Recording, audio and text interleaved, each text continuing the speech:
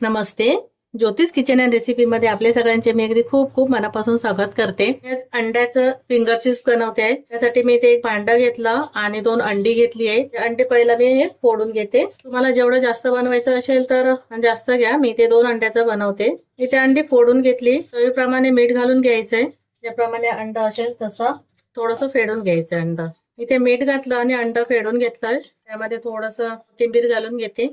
ते मी कांदा चिरून घेतलाय. अर्धा कांदा घेतलाय. छोटा असेल तर एक घाला, मोठा असेल तर अर्धा कांदा घालून घ्यायचाय. आणि इथे मी चिली फ्लेक्स घालते किंवा मिरची पावडर घातली ना तरी चालेल.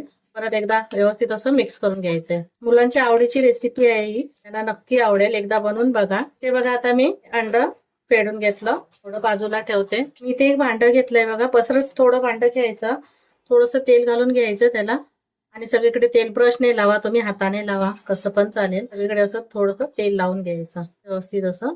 हे बघा इथे मी आता हे भांड्याला डब्याला तेल लावून घेतलंय आणि त्यामध्ये हे अंड आपण फेडून घेतलेलं ते घालून घेते.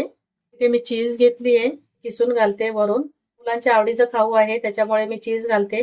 घालायची तर नाही घातलं तरीही चालेल, मुलांना आवडेल असं चीज घातलेलं, त्यामुळे मी हे घालून घेते.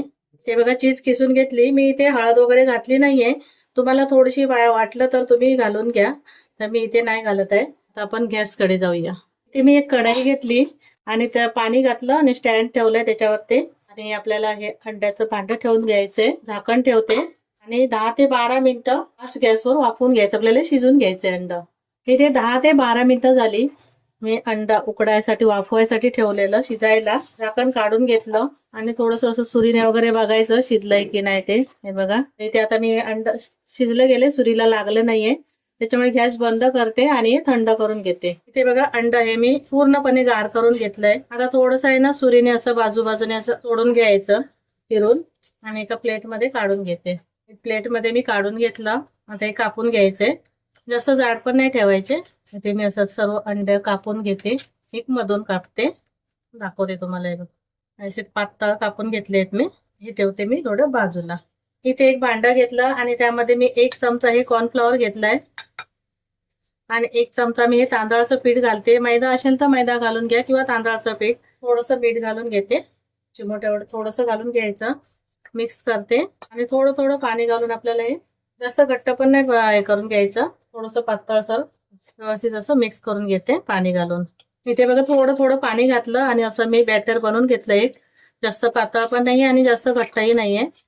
थोडं बाजूला करते. हे बघा ब्रेड क्रम घेतले, घरीच बनवलेलं ब्रेड क्रम आहे. जेवढं लागेल तसं तसं घ्यायचं.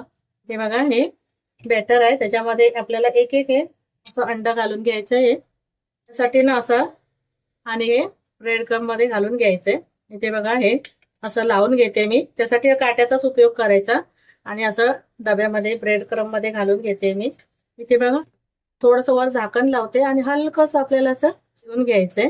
हलक्या हाताने ब्रेड क्रम लावून घ्यायचंय. व्यवस्थित असे लागले जातात. ते फ्राय करायला घेते. फ्राय करायसाठी बघा इथे मी तेल ठेवलंय आणि तेल मध्यम गरम झालंय, त्यामध्ये घालून घ्यायचे. दोन्ही बाजूने छान कुरकुरीत होईपर्यंत भाजून घ्यायचे. आपल्याला फ्राय करून घ्यायचे. एका बाजूने फ्राय झाले की तो पलटी करून घ्यायचे, परतून घ्यायचे. इथे बघा मी फ्राय करून घेतले मस्त कुरकुरीत असं. बाकी पण मी आता असेच फ्राय करून घेते. इथे बघा मस्त एकदम साध्या आणि सोप्या पद्धतीने अंडा फिंगर चिप्स तयार झालेत. मुलांना तर आवडेलच आणि मोठ्यांना पण आवडेल. रेसिपी एकदा नक्की करून बघा. रेसिपी आवडली असेल तर लाईक करा, शेअर करा, सबस्क्राईब करा. पुन्हा भेटू आपण अशाच एका नवीन व्हिडिओ सोबत. धन्यवाद. थँक्यू.